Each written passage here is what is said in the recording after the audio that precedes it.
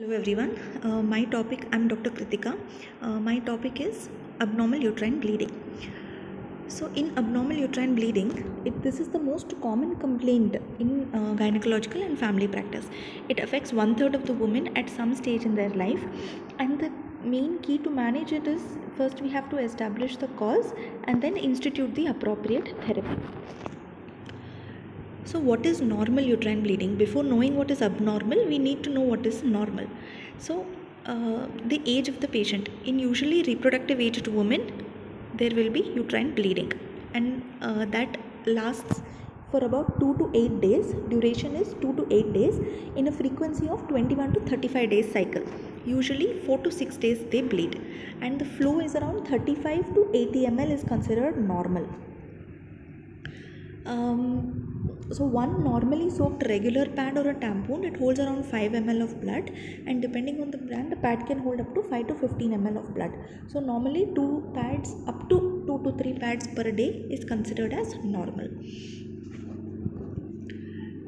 So we have something known as menarche. Menarche is from 9 to 16 years of age, and usually 2 to 3 years after the first sign of breast development. And reproductive years, the cycle length lasts for about 23 to 39 days, and the duration of the menstrual bleeding is 2 to 8 days. The normal blood loss is 10 to 55 ml, less than 80 ml. And in menopause, the duration time period is from 48 to 55 years, where the lady can attain menopause, on an average around 51 years of age. If it occurs below that, that is 40 to 48, it can be early menopause. So we have to look for the cause of the early menopause. So this, as we know, it is the menstrual cycle, where in the ovarian cycle, it is the follicular phase, ovulation, and the luteal phase. The menstrual cycle is divided into the ovarian cycle and the uterine cycle. The uterine cycle has the proliferative phase till ovulation, where estrogen is predominant, and the secretory phase, which is influenced by progesterone. The lining here becomes highly vascular and edematous. I hope you all know all of this. If you don't know, then please read your basics. Okay, so this is another graphical representation of the menstrual cycle along with the hormones. So as you can see, the first 14 days, that is still ovulation, estrogen is predominant, and in the second one, progesterone is predominant. And in the pituitary hormones, usually the FSH will be slightly more than the LH. At the time of ovulation, there will be an LH surge, after which both of them start to decline. And they have also correlated with the body temperature. Due to LH surge and progesterones, there will be increase in the body temperature in the second half of the cycle. Okay, now coming to the abnormal uterine bleeding. So what is abnormal uterine bleeding? Basically, it is bleeding from the uterus that is abnormal in regularity, volume, frequency, or duration, and occurs in the absence of pregnancy. So AUB had an older classification where they used different terminologies for the types of bleeding. So one is DUB, where uterine bleeding and diagnosis of exclusion. So we usually hear terminologies like AUB, that is abnormal uterine bleeding, and DUB, and many of the time it is used synchronously, that is both are assumed that they are the same. But actually AUB is where there is some organic cause for the bleeding, and DUB, that is dysfunctional uterine bleeding, is when you have evaluated an abnormal uterine bleeding and you found no cause, then it is DUB. That means it is a diagnosis of exclusion. Okay, so coming to menorrhagia. Menorrhagia is nothing but heavy menstrual bleeding, which is increased in frequency, increased in regularity, increased in volume, and more than 80 ml. Metrorrhagia is bleeding between the periods, irregular intervals, and excessive flow and duration. And polymenorrhea is bleeding that occurs more than 21 days. Oligomenorrhea is bleeding that occurs at intervals longer than every 35 days. Polymenorrhea is bleeding that occurs quite frequently, that is the cycle will be less than 21 days. Okay. And amenorrhea. Amenorrhea is where there is no menstruation. It can be either primary or secondary. Oligomenorrhea is where there is decreased menstruation. It is normal menstruation, normal intensity, normal duration and cycle, but only the quantity will be decreased. So the length in the cycle, that is more than 39 days, usually associated with anovulation. Post-menopausal bleeding is after the lady has attained menopause for a period of 1 year. When she has bleeding, vaginal bleeding, for a period of 6 months, when she's attained vaginal bleeding, then you have to evaluate the patient as postmenopausal bleeding. Okay, so these are the older definitions which are now no longer used. Polymenorrhea, menorrhagia, metrorrhagia, all these are no longer used and they are abandoned. Now the thing between AUB versus DUB, like I told you, DUB is a term used synonymously with AUB, but it means the meaning is different. Okay, in DUB it is a diagnosis of exclusion where there is no cause identifiable for the bleeding. So in 2011, FIGO has eliminated all these misleading terms and they have added new terminologies which have to be used in our daily practice. So what are the new terminologies? Before that, AUB has been classified. FIGO has classified it based on Palm-Cohen. Okay, so what is this Palm-Cohen classification? Basically, it is a new classification system and this is an acronym. It classifies by bleeding pattern and etiology, and it was introduced in 2011 to create universal nomenclature system to describe uterine bleeding abnormalities in reproductive aged women. And ACOG also has supported this Palm-Cohen classification because it is easy and it gives us an idea of the pathology that is underlying. Okay, so next thing is, so here the terminologies that we now use are abnormal uterine bleeding. Like it is any uterine bleeding which is abnormal in terms of quantity, regularity or the timing. And we have something known as acute AUB, where episode of heavy bleeding occurs to a sufficient amount that requires medical intervention to prevent further blood loss. Chronic AUB is AUB that is present which is not requiring immediate medical attention and it is going on for a period of 6 months or more. And acute AUB superseding a chronic AUB, that means the patient is of a chronic AUB and suddenly she has acute onset of bleeding. Then we have something known as intermenstrual bleeding, which is bleeding between clearly defined cycles, and heavy menstrual bleeding. So your menorrhagia terminology is removed and heavy menstrual bleeding is introduced. Metrorrhagia terminology is removed and intermenstrual bleeding is introduced. So heavy menstrual bleeding is excessive menstrual blood loss affecting the quality of life, physical, emotional, social, etc. So we have objective heavy menstrual bleeding where the blood loss is more than 80 ml per cycle. 60% of these women will have evidence of iron deficiency anemia. And something known as a subjective heavy menstrual bleeding where 50% of the women presenting with heavy menstruation will have measured blood loss within the normal limits, but it should still be considered abnormal and investigated accordingly. Like for example, previously the patient would have had bleeding every month, she'll be bleeding at correct intervals and she would have bleeding for say 2 to 3 days. All of a sudden she started having bleeding for 4 days, which is also normal, but that is not her regular cycle. That means we have to individualize the bleeding also and we have to evaluate the patient. So now she is having bleeding for 4 days and initially she used to use 1 pad daily, 2 pads on the first day and 1 pad on the third day. Now every day she is using 2 pads, which is also normal but still has to be evaluated. So that is what is subjective heavy menstrual bleeding. Okay. So so heavy menstrual bleeding and intermenstrual bleeding. So we have something known as PALM, which corresponds to the structural causes, and Cohen, which is the non-structural causes. That means organic causes, non-organic causes. So under PALM, first thing, it can be a polyp, it can be due to adenomyosis, it can be due to leiomyoma, that is fibroid, it can be a submucosal myoma or other myomas, and malignancy or hyperplasia. And you can see this abbreviations that way they have written as AUBP, AUBA, AUBL.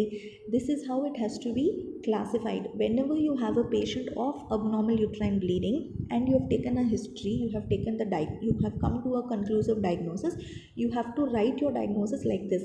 Most likely due to adenomyosis means you have to mention that the patient probably is a case of AUBA. So that categorically puts the patient under structural causes of abnormal uterine bleeding, which requires a particular treatment, and it makes life more easier for everybody. Okay, so Cohen, coming to the non-structural or non-organic causes, first is coagulopathy. She can be any cause of bleeding disorders or bleeding diathesis, recently any PTA, any thrombosis, so because of that she's having bleeding. Secondly, any ovulatory dysfunction. This is the most common cause of non-organic, most common cause for a non-structural AUB. So coming to endometrial causes, then iatrogenic, it can be due to hospital induced or doctor induced because of, say, any injury that has occurred to the genital tract causing bleeding. And last is not yet classified. So again, this also has abbreviations which have to be mentioned in a particular way. Okay, so here in Palm-Cohen classification, like you can see, structural imaging and histology or both need to be done for structural causes or organic causes, like for polyp, adenomyosis, leiomyoma, they all need to be evaluated. Whereas in the non-structural causes or a non-organic cause, there is this kind of imaging is not required, but we still do imaging to rule out. Okay, so the differential diagnosis for an AUB, so it can start from outside to inside, that is cervical causes like, say, any polyp, cervicitis, ectropion, dysplasia, invasive carcinomas, or in the uterus, fibroids. Fibroids is one of the most common cause. 1/3 of the patients usually come with heavy menstrual bleeding, and when you do a scan, there will be a fibroid. Uterus, any endometritis in the uterus, any endometrial polyp, endometriosis, adenomyosis, adenocarcinomas, or ovarian causes like anovulatory cycles, ovarian failure, polycystic ovaries, obesity, and ovarian tumors like germ cell tumors, sex cord stromal tumors, etc. And iatrogenic causes like, say, hormonal contraceptives, IUCDs, hormone replacement therapy, phytoestrogens, etc. Okay, so some more differential diagnoses which are not confined to the genital tract, like, say, prolactinomas, thyroid disorders, coagulation defects, idiopathic thrombocytopenic purpura, von Willebrand's disease, hepatic or renal failures, trauma, foreign bodies, any pregnancy related complications like ectopic pregnancy, inevitable abortions, gestational trophoblastic disease, etc. So differential diagnosis by age. So in a reproductive age woman who is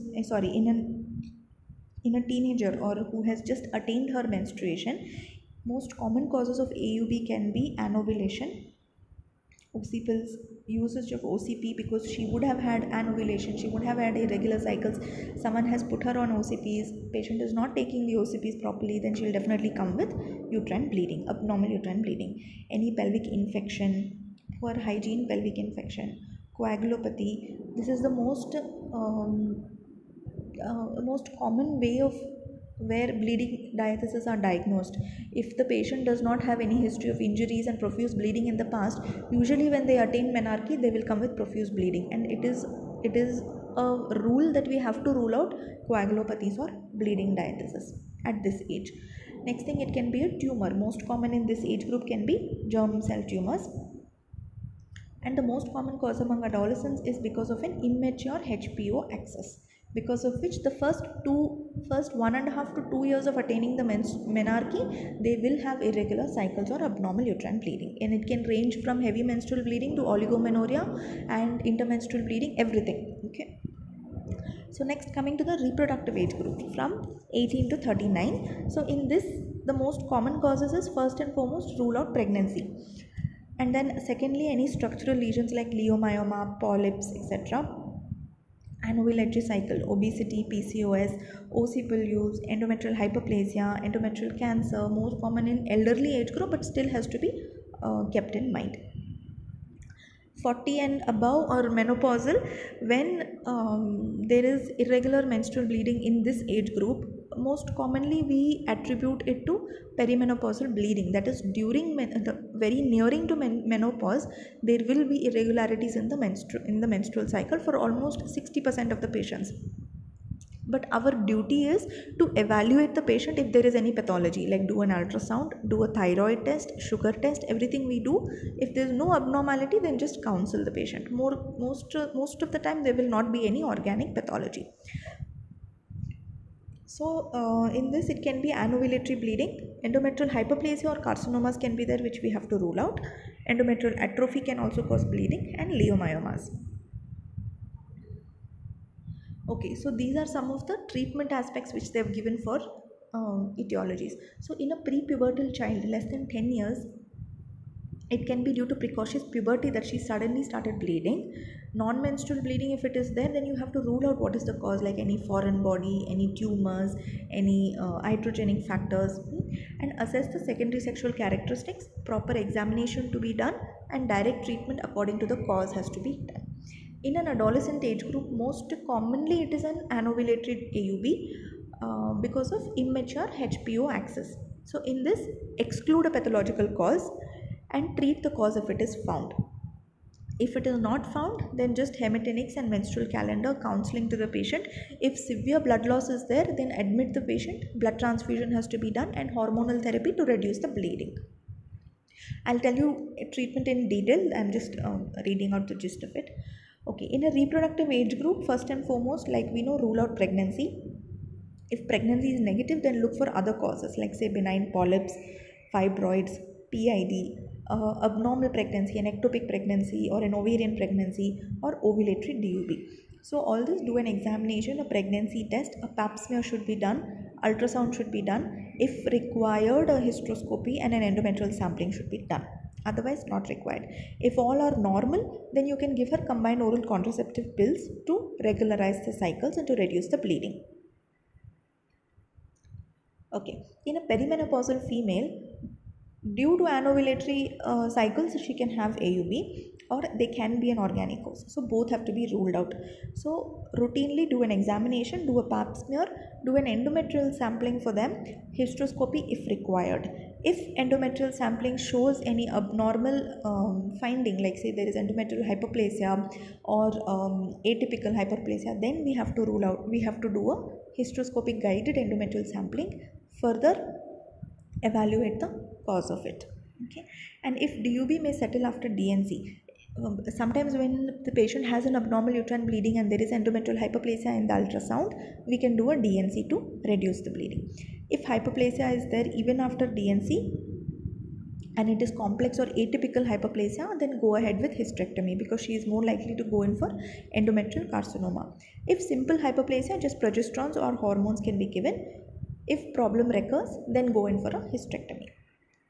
Okay, so in a postmenopausal female, sometimes postmenopausal bleeding, it is a different chapter altogether, but here under abnormal uterine bleeding, when a postmenopausal woman comes with abnormal uterine bleeding, we should be extra alert, okay, because that is not at all normal, that is not at all common also. So we should look for causes of like vaginal atrophy, any malignancies, cervical malignancy, endometrial malignancy, any ovarian malignancy. So our treatment should be that vigilant and that vigorous. Okay, so we have to start the patient on HRT, topical estrogens, hysterectomy and bilateral oophorectomy, chemoradiation or palliation. Okay, so now coming to the diagnosis. So assessment of a patient with acute AUB, first and foremost, assess whether the patient is stable or not. Okay, the clinical picture to determine the patient's acuity and determine most likely cause of the bleeding and choose the most appropriate treatment accordingly. So history, first and foremost, focus on, see, in our history taking, we have to take the menstrual history in detail from her age of menarche to her regular cycles. We have to take every aspect has to be taken under consideration. Added to that, we also have to take past menstrual history, gynecological history, any pap smears taken, recent surgeries that were done, previous medical treatment for gynecological disorders, sexual history and contraceptive hormone use, or medical history, medications like warfarin, heparin, NSAIDs, OCPs, and personal or family history of any bleeding disorders in the family, any malignancies in the family have to be ruled out. And all these will give you a guide of whether this patient falls under structural causes, that is under the PALM classification of AUB, or under the COIN or the non-structural causes of AUB. Next, coming to the physical examination, this will help us confirm the findings of the history. Okay, so signs of acute blood loss, that is vitals, have to be checked, and evidence of hypovolemic shock should be ruled out. Findings suggesting the etiology like obesity or hirsutism in PCOS, cold or heat intolerance in thyroid abnormalities, petechiae in a bleeding disorder, splenomegaly in hematological or iron deficiencies or any hemolytic disorders, and confirm it is bleeding from the genital tract and not from any other place like the rectum or the urethra. Okay, so do a detailed speculum and a bimanual examination, and differentiate between an acute and a chronic AUB. So what all do we send as an investigation? As investigation, first and foremost, if the patient is not postmenopausal, if it is not postmenopausal bleeding, then firstly you have to send for a pregnancy test. Even if she is 50 years old, 55 years old, and she is still having her regular cycles, always send a pregnancy test to rule it out. Next thing is, we have to send a blood sugars. Blood sugars, thyroid abnormalities have to be checked. LFT, nutritional or iron studies, adrenal function in most patients have to be checked.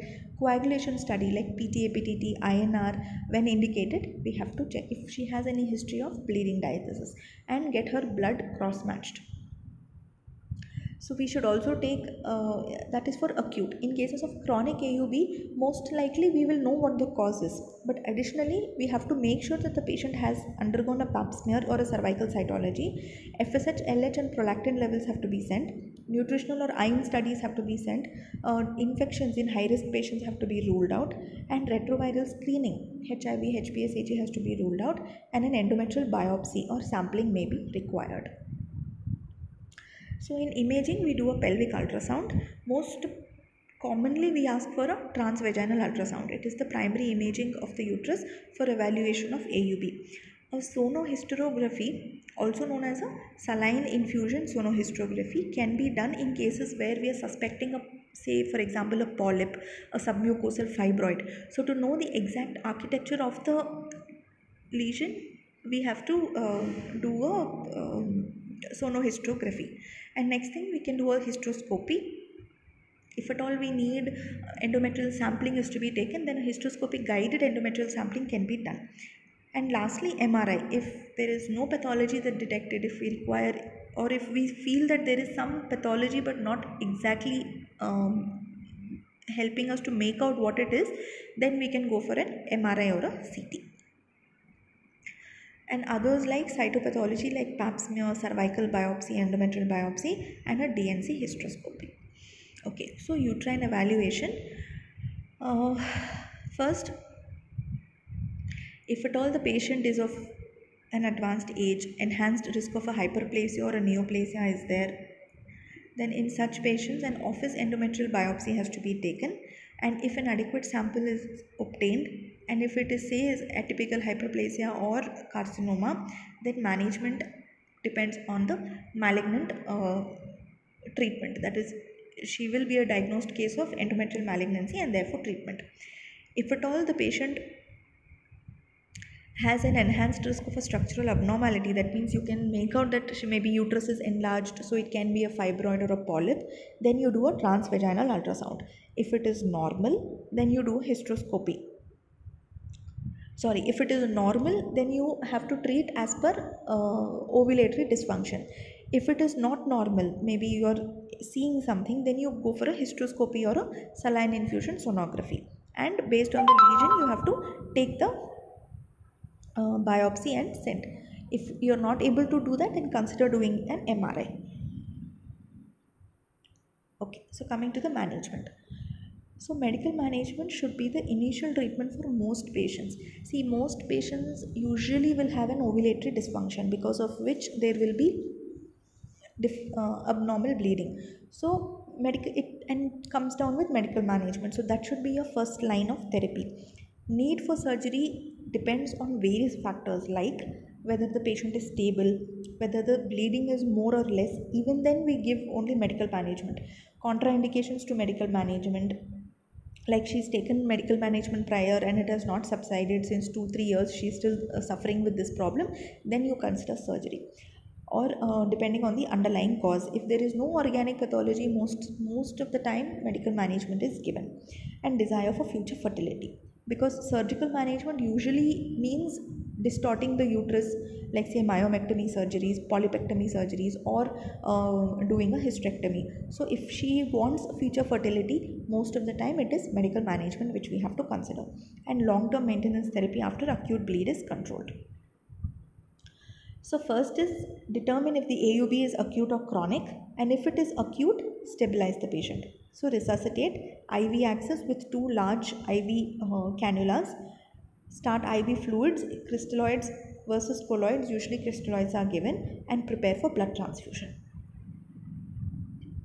Okay, so once the patient is stable, evaluate the etiology again based on Palm-Cohen classification and determine the treatment.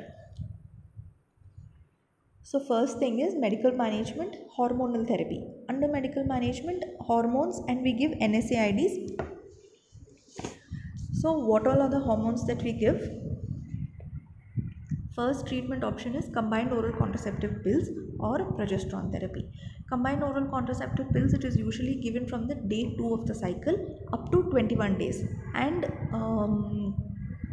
after 21 days, she will get her cycle within 2 weeks. So again from the day 2 of the cycle, she has to continue the tablet. So this is combined oral contraceptive pills. Progesterone therapy is either medroxyprogesterones, or you can give either in cyclic Provera, 2.5 to 10 mg daily for 10 to 14 days, or you can give as continuous progesterone therapy, that is 2.5 to 10 milligrams daily, or a Depo-Provera, that is every 3 months a 150 gram injection, IM injection can be given, or an IUCD can be placed for 5 years or more. And there are other implants like Norplant, Implanon, etc., which are usually not, like in India it is not very common. The third hormone which we can give is only estrogen, that is conjugated estrogen, usually given in patients who have acute bleeding not stopping even on oral contraceptive pills or progesterones. We give conjugated estrogen. For example, in case of pubertal menorrhagia. So how do we give this? We give 25 milligrams IV estrogen QID, or Premarin 1.25 per orally QID for 24 hours. Progesterones, even local Mirena or IUCD insertion can be done, or an Implanon or implants can be applied. And the last is very rarely used, but we can use something like a GnRH analog or danazol, and they control at a more higher level, that is at the pituitary or the hypothalamus. Okay, so long-term therapy, levonorgestrel, OCPs and progesterones can be used. Unopposed estrogen preferably avoid, it should not be given. Why? Because unopposed estrogen will, without any support from progesterone, only estrogen, if you're continuously giving the patient, it will cause endometrial hyperplasia. Patient, even though she is taking estrogen, she will come back with heavy menstrual bleeding, and secondly, there will be high chance of going in for malignancy, because hyperplasia will continuously be occurring under the influence of estrogen. So more chance of malignancy. So estrogen, if it is given, maximum for a period of 3 to 4 months, not more than that. Okay, and OCPs are generally considered effective in management of both ovulatory and ovulatory AUB. Okay, so there is something known as antifibrinolytics. What is antifibrinolytics? Normally we give tranexamic acid, which is a very commonly used drug. Okay, actually this tranexamic acid is the first line of drug. Even before oral contraceptive or hormonal treatment, we give tranexamic acid. So what is tranexamic acid? It is a plasminogen activator inhibitor. So it inhibits the plasminogen activator in the blood cycle, and therefore it decreases the fibrinolysis. Therefore it increases the shelf life of the fibrin clot which is formed, okay, and that decreases bleeding. So how much do you give? Tranexamic acid comes in the dose of 500 milligrams, and it is given usually TID or QID. Up to 1 to 1.5 grams you can go per day, can be given for 4 to 5 days, and they reduce the bleeding by 40 to 60%. Okay, and one more is NSAIDs. NSAID is normally your mefenamic acid.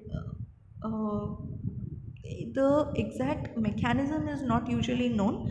Like it is said to have it is said to cause vasoconstriction. It is also said to act on the plasminogen activator, and the amount of bleeding that reduces by NSAIDs is also very less. That is around 30% reduction in the blood loss will be there, whereas in tranexamic acid 40 to 60% blood loss reduction will be there. Okay, so the normal medical management, this is a summary of it. First and foremost, antifibrinolytics, NSAIDs, if not progesterones, if not continuous or cyclic progesterones can be given, or OCPs can be given, local like your IUCDs can be given, implants can be given, estrogen plus progesterone oral contraceptive pills can be given, androgens like danazol, and GnRH agonists and antagonists. Okay, coming to the surgical management. So need for surgery again is based on these following factors: whether the patient is stable or not, the bleed, contraindications to medical management, patient not responding to medical management, any underlying cause, and the desire for future fertility. So what are the options? First and foremost, we can do something like a DNC. DNC is a basic office procedure where when there is endometrial hyperplasia, there are two benefits of doing a DNC. One is you will be reducing the bleeding of the patient, that is you are just scraping off the uterine lining, therefore there is no bleeding. Secondly, the tissue that you get, you can always send it for a histopathological examination to rule out whether it is a malignancy or a benign hyperplasia. Secondly, something is known as an endometrial ablation. Endometrial ablation is done in patients who do not have any organic pathology. It is only endometrial hyperplasia. She is not concerned about fertility. So in these patients, and she does not want a hysterectomy also. So in these patients, what you can do, you can just burn or ablate the inner lining of the uterus, that is the endometrium. And there is something known as a uterine artery embolization. So basically block the uterine artery by introducing an emboli, leading to less blood supply to the uterus and reduced bleeding. The uterus will get additional blood supply because of collaterals. The ovarian artery also supplies to the uterus. And hysterectomy. Hysterectomy is the last resort. Usually this is not the first line unless and until the patient has been suffering with the problem for almost 2 to 3 years. All forms of treatment have been applied on the patient. Even then there is no reduction in the treatment, reduction in the symptoms. Then go for hysterectomy. The hysteroscopy. Others include like hysteroscopy with DNC, polypectomy or myomectomy. So these were the references of this. So this is about the gist of abnormal uterine bleeding, and basically the most important thing is the history in abnormal uterine bleeding. That will help, and examination. History and examination, it gives us an idea of what is the cause of the bleeding. Most commonly the cause will be an ovulatory cause which can be treated by medical management. Unless and until you find a pathology, then go for surgery. Otherwise, never counsel a patient to remove your uterus as the first line of treatment. That is not the solution for every gynec problem. So thank you. I hope you all understood. If you all have any doubts, you can always get back. Thank you.